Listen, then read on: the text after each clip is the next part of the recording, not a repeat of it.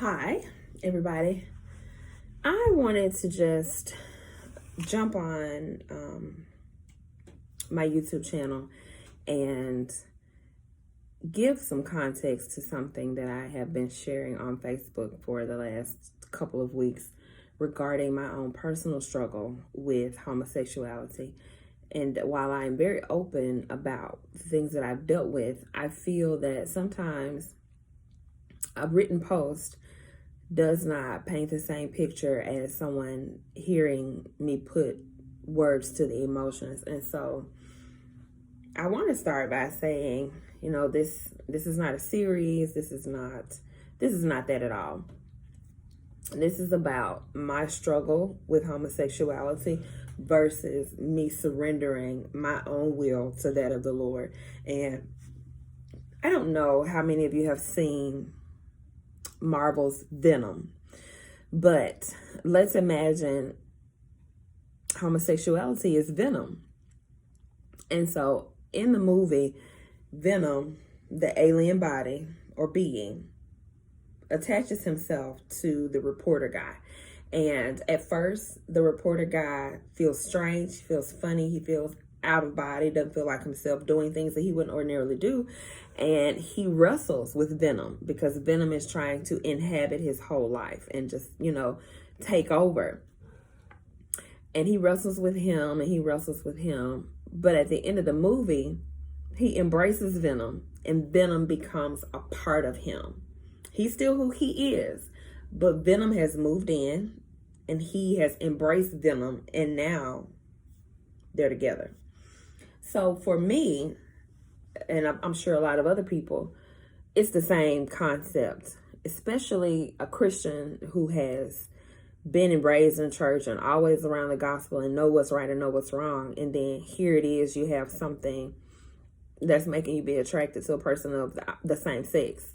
It's troubling, but somewhere in your being, it feels like a good thing to do. And so for me, I know that the enemy planted those seeds early on in life. And I can remember being small, having unnatural feelings, for lack of a better word. And then I remember in high school, though I did not fully embrace at that time, I remember feeling things and being attracted to people that didn't just seem like it was right, all of that. And so I said that to address a couple things. People ask all the time, can you be Christian and can you be gay? I believe that it is likely that it happens and that it's just the reality. Not that you're born that way, but that you choose that way. And sin is something that we all struggle with. It's just that, the next person's sin is not like mine. And so everybody is prone to sin. It's just what you choose and what you choose to deny.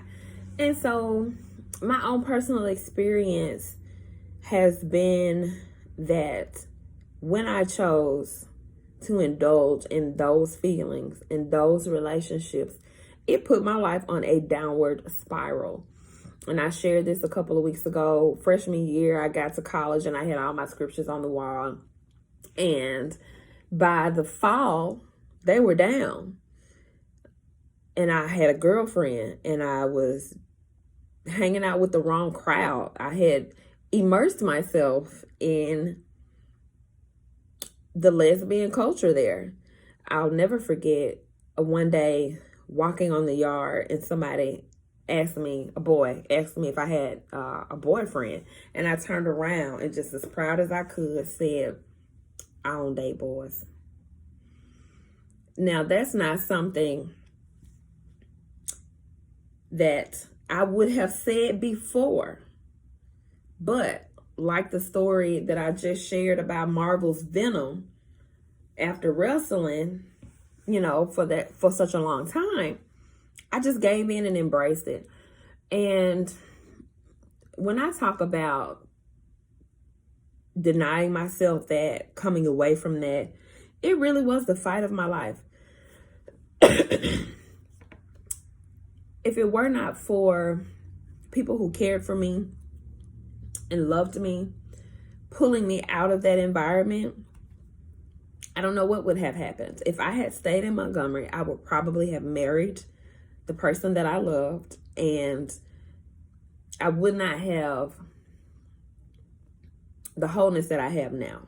And so with it's just so much going on. You know, I'm seeing so many people coming out and embracing and all this other kind of stuff. And so because of my own personal struggle, I will never condemn a person for struggling. But what's problematic is when you stop struggling and you surrender to that desire, knowing full well that it's not God's design. It's just not. And I mean, if let's be plain. If that were the way God intended for it to be, there would be a biblical example of it. Especially for those of us who've grown up in the church and we believe God's word gives us direction for every area of our lives.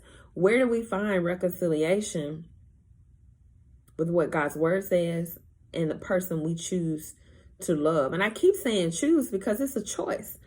Just like, you know, we love a certain food, but it's causing us to gain a lot of weight. We'll go on a diet so that we can lose the weight. We will deny ourselves that pleasure because we understand that if we deny ourselves, the result of that denial is going to be a better decision for us. It's the same thing. And so I understand what goes on in the mind when a person delves and falls headfirst into that world. And it's really one of the most difficult to come out of, just speaking from my personal experience, because it consumes you fully. I found that when I started dating women, that's when my depression symptoms showed up. That's when I was diagnosed with anxiety disorder. That's when I was diagnosed as bipolar. That's when I was diagnosed as borderline personality disorder. All of those things started to attach themselves to me and manifest because of that one thing that I chose to do. And I always knew that when it was all over, when the time and the season was right, that God would give me an opportunity to go back, I thought, to Montgomery and help people to see the deceit that they're living in. However, I feel that there's just so much more work to be done here in town, here on Facebook, here, you know, in small groups or what have you. And so that's just not the way God intends for it to be. And I don't hear when people say, this is just how I am, I can't change. Because I did. And if we believe that God is the same yesterday, today, and forever, then there's no reason for you to conceive that God won't transform your life also. I've never been one to browbeat people for struggling, because I've struggled with just about everything. But this one is near and dear to my heart because it pains me to see others, people that I care about, living under the deception of same-sex relationships.